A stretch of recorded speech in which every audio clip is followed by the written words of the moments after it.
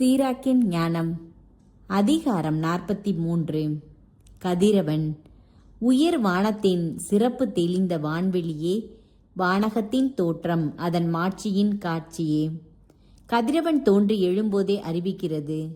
உன்னத இறைவனின் கைவேலையாகிய அது எத்துணை வியப்புக்கு உரியது. அது நண்பகலில் நிலத்தை சுட்டெரிக்கிறது.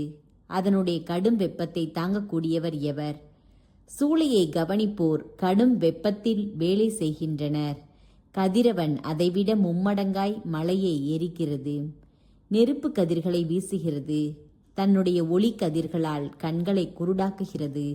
அதனை படைத்தவர் மாபெரும் ஆண்டவர். அவருடைய கட்டளையால் அது தன் வழியே விரைந்து செல்கிறது. நிலவு. நிலவு எப்போதும் குறித்த காலத்தில் நேரத்தையும் காலத்தின் குறியையும் காட்டுகிறது. நிலவை கொண்டே திருநாள்கள் குறிக்கப்படுகின்றன. அது வளர்ந்து முழுமை அடைந்த பின் தேய்கிறது.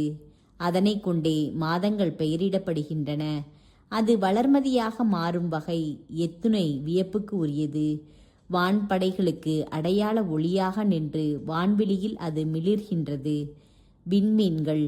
விண்மீன்களின் மாட்சியே வானத்துக்கு அழகு. உயர் வானத்தில் இருக்கும் ஆண்டவருடைய ஒளி மிகுந்த அணிகலன்.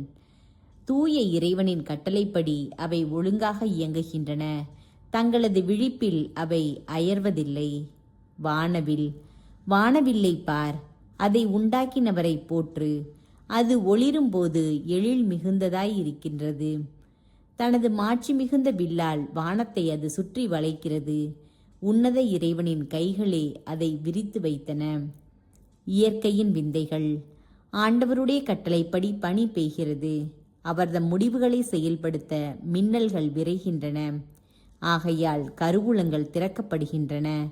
பறவைகளைப் போல் முகில்கள் பறக்கின்றன. அவர் தமது வலிமையால் முகில்களுக்கு வலிமையூட்டுகிறார். ஆலங்கட்டிகள் உடைந்து சிதறுகின்றன.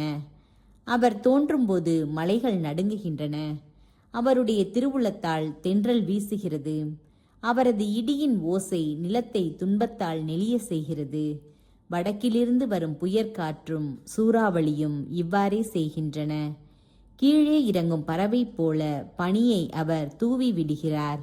உட்கார வரும் வெட்டு கிளியைப் போல் அது இறங்குகிறது. அதன் வெண்மையின் அழகைக் கண்டு கண் வியப்படைகிறது. அது பொழிவைக் கண்டு உள்ளம் திளைக்கிறது. அவர் உப்பை போல உறை பனியை நிலத்தின் மீது தெளிக்கிறார்.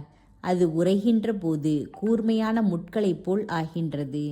வடக்கிலிருந்து வாடைக்காற்று வீசுகின்றது. தண்ணீர் மேல் பனி உறைகின்றது. அது ஒவ்வொரு நீர்நிலை மீதும் தங்குகின்றது. தண்ணீரும் அதை மார்பு கவசமாய் அணிந்து கொள்கின்றது. காற்று மலைகளை விழுங்குகிறது. பாலை நிலத்தை சுட்டெரிக்கிறது. தீயைப் போல பசுந்தளிர்களை எரிக்கிறது. ஆனால் கார்முகில் விரைவில் எல்லாவற்றையும் நலமுற செய்கிறது. பனி திவளைகள் விழும்போது வெப்பம் தணிகின்றது. தமது திட்டத்தால் அவர் ஆழ்கடலை அமைதிப்படுத்தினார். அதில் தீவுகளை அமைத்தார். கடலில் பயணம் செய்வோர் அதன் பேரிடர்களை கூறுகின்றனர். நாம் காதால் கேட்டு வியப்படைகிறோம். அங்கே விந்தையான வியப்புக்குரிய படைப்புகள் உள்ளன.